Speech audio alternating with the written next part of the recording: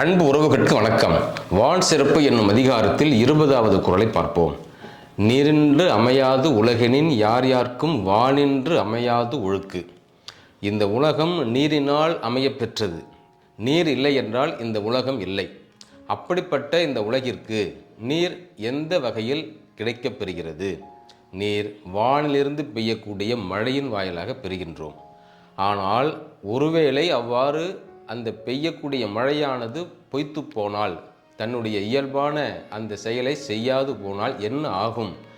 இந்த உலகில் இருக்கக்கூடிய அத்தனை உயிரினங்களும் அந்தந்த உயிரினங்களினுடைய இயல்பு தன்மை மாறிவிடும்.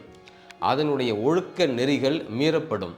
அதனால் நீரின்று அமையாது உலகெனின் யார் யார்க்கும் வானின்று அமையாது ஒழுக்கு. இந்த உலகில் உள்ள அனைத்து உயிரினங்களினுடைய ஒழுக்கமும் கெட்டுப்போகும். உலகம் ஒழுக்கம் கெட்டு திரிவதற்கு முதன்மையான அடிப்படை என்னவென்றால் நீர் என்பதாகும். மீண்டும் அடுத்து ஒரு குறளில் காண்போம். வணக்கம்.